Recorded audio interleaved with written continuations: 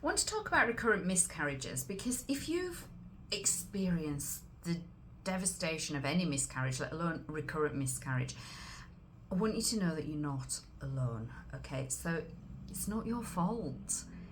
So many ladies beat themselves up thinking there's something wrong with me, something wrong with my body, why is my body failing me?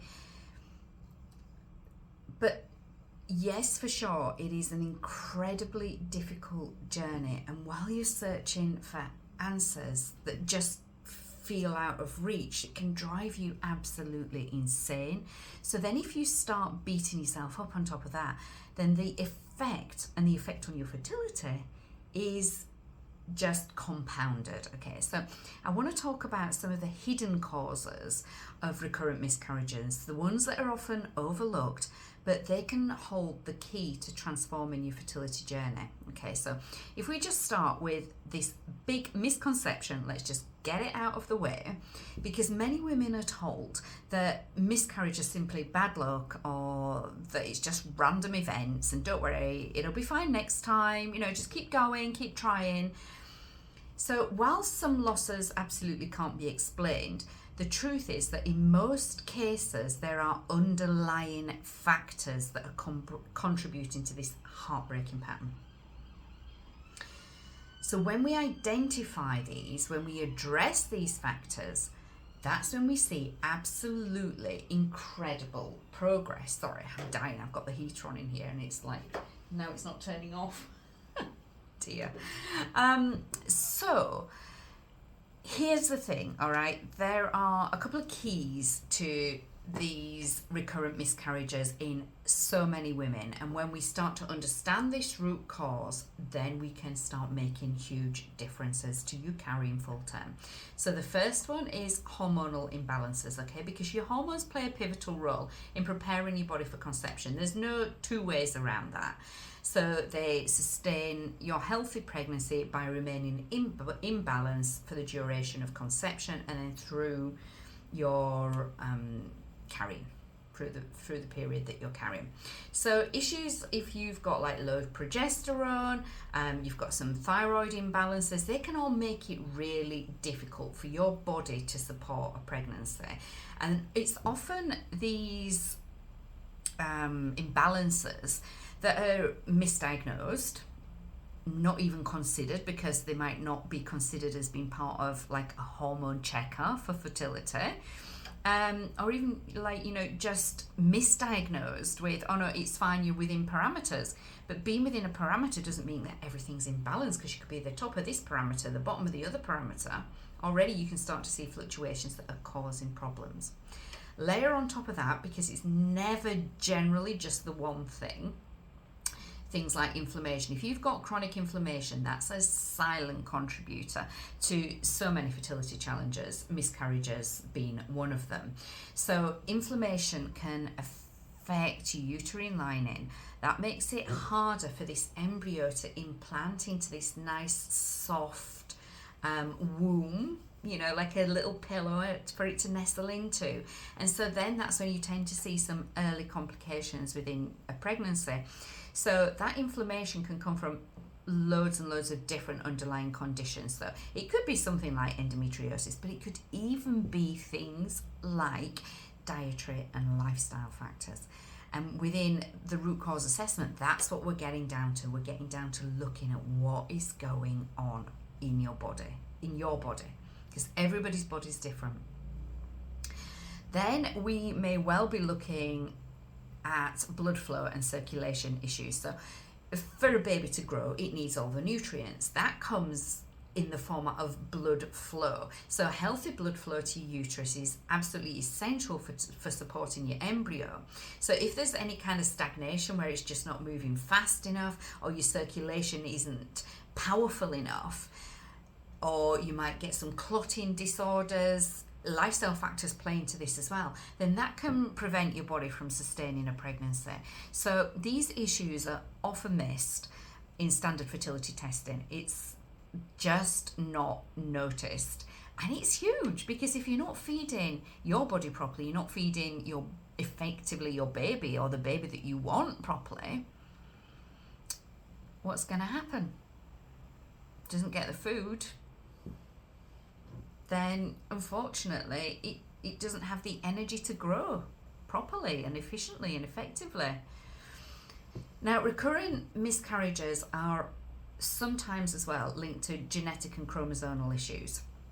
So that could either be with the embryo itself, and let's not ignore the way that the male sperm plays into that as well, because we need a male sperm for a healthy embryo, and that's very often overlooked. But it's also about how your body processes things like folic acid.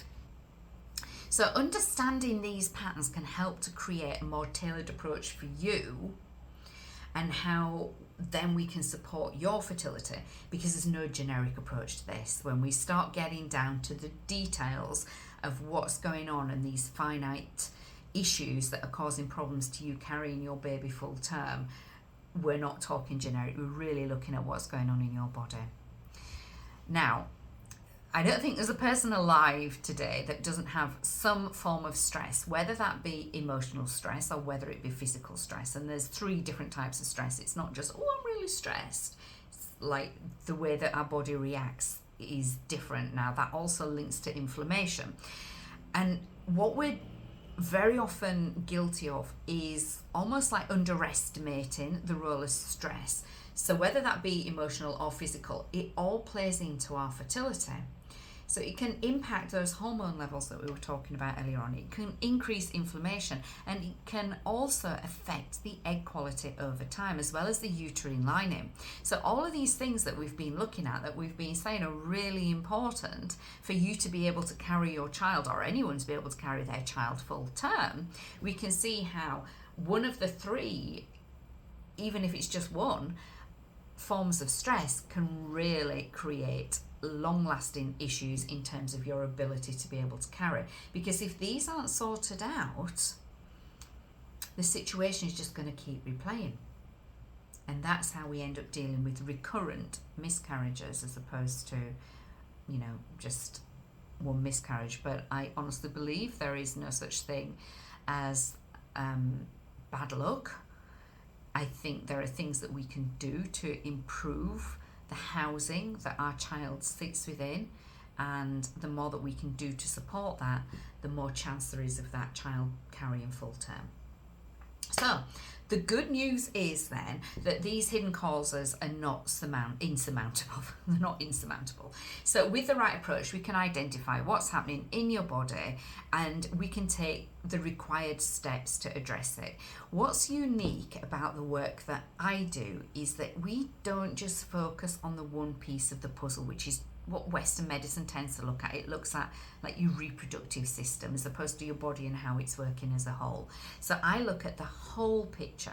So your hormones, your inflammation levels, your emotional well-being, your physical well-being, and how your body is communicating its needs through symptoms.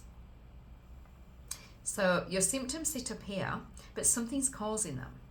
What we're doing is getting to the root cause of what's causing them, so that we can get rid of the symptoms, because when they disappear, there's no need for the body to communicate what's wrong anymore, and therefore the symptoms disappear. So this is not treating the symptoms. We're not giving you medication. It's not putting a band-aid on a symptom. We're dealing with the actual problem, and this is going to set you up for better health in the long term as well. We're truly understanding what's going on beneath the surface, so that we can give your body the best possible chance to carry your child full term. It's, I guess, looking at what the actual problem is rather than what the output of that problem is. So if this resonates you, then, there are some steps that you can take today. You can review your test results, because, there may well be gaps in what's been tested. You can start paying attention to the patterns in your symptoms, like spotting, cramping, fatigue, and what they might be telling you. And most importantly, you can seek out someone who can connect all of those dots for and with you, so that you're not left wondering. You have a clear, stepwise path to move forward, because you don't have to navigate this heartbreaking situation alone and risk things going wrong in the way that you would be if you were just on your own trying to figure it all out. There are answers and there is hope. And I hear you and I see you. I've been there dealing with doctors when they've told me that there's no hope. That's what was the inspiration behind Fertility Bandwidth in the first place, because that's what made me delve under the skin of what I was being told at symptom level. So I'd love to support you on this journey, because every step that we move forward brings you closer to the family that you've been dreaming of. So you know how to get in touch with me if you would like to. And I very much look forward to speaking with you soon.